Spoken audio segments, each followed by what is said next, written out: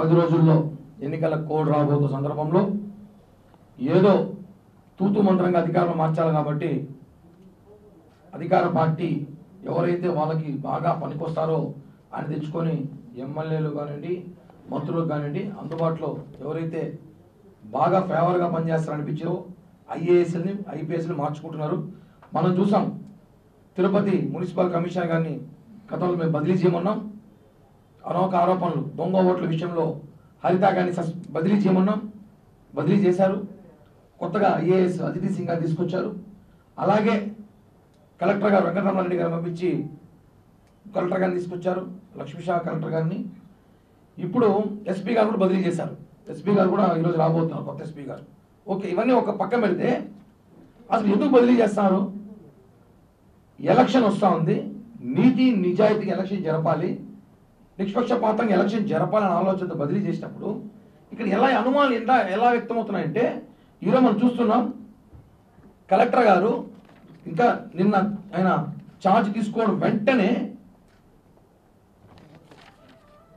తిరుపతి శాసనసభ్యులు కరుణాకర్ రెడ్డి గారి ఇంటికి వెళ్ళి ఆయన సన్మానించి ఆయన పుష్పగుచ్చి ఇచ్చి, సార్ దీనికి అర్థం కలెక్టర్ గారు ఏం చెప్తారు? ఎందుకంటే ఇక్కడ పోటీ చేసేది ఎవరో కాదు, ఇదే పార్టీకి ఎవరైనా పోటీ చేస్తే మాకు అనుమానం రాదు. ఈయన కొడుకే పోటీ చేస్తున్నాడు. ఇప్పుడు మేము ఇంక ఎలక్షన్ ఎలా చేయాలి? ఈయన కొడుకు పోటీ చేస్తున్నప్పుడు నువ్వు ఆయన తండ్రి దగ్గరికి వెళ్ళి సన్మానించి పుష్పగుచ్చి చూస్తే ఒక ఐఏఎస్ సోదరుడు కలెక్టర్ గారు, ఇంకా మా ప్రజల్లోకి ఎన్ని అనుమానాలు వస్తాయి? ఇప్పుడు ఎలక్షన్ చేయగలుగుతాం? మేము ఎలక్షన్ ఉండగలుగుతామా? అధికారి, ప్రథమ అధికారి మీరు కలెక్టర్గా కూడా మెజిస్ట్రేట్ కూడా మీరు, ఈ జిల్లా మెజిస్ట్రేట్ మీరు ఈ ఫోటో మీరు అవి కలవడము ఇది చాలా బాధాకరం అండి. ప్రజల్లో చాలా అనుమానం వ్యక్తమవుతుంది. మేము కష్టపడి ఎలక్షన్ చేయాలని సిద్ధమవుతుంటే మీరు ఇలా కలిసి ఏం సంకేతం ప్రజలకు ఇస్తున్నారు?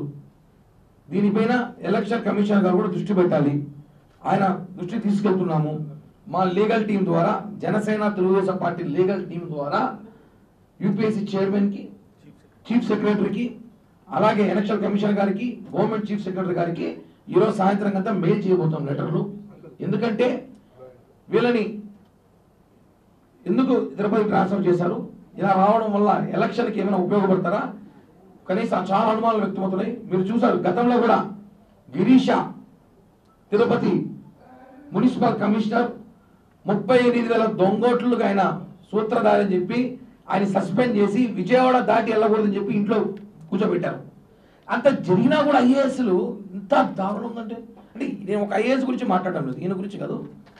ఈవిడ వచ్చింది అదితి సింగ్ గారు, మున్సిపల్ కమిషనరు, ఏమో రాగానే పరిగి తెలిపింది.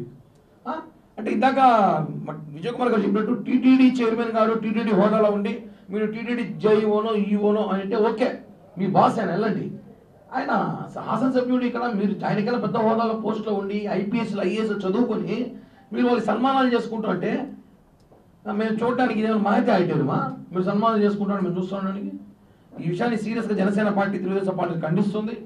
వీళ్ళపైన చర్యలు తీసుకోవాల్సిందిగా ఈ దృష్టి ఎలక్షన్ కమిషన్ దృష్టి తీసుకెళ్తున్నాము.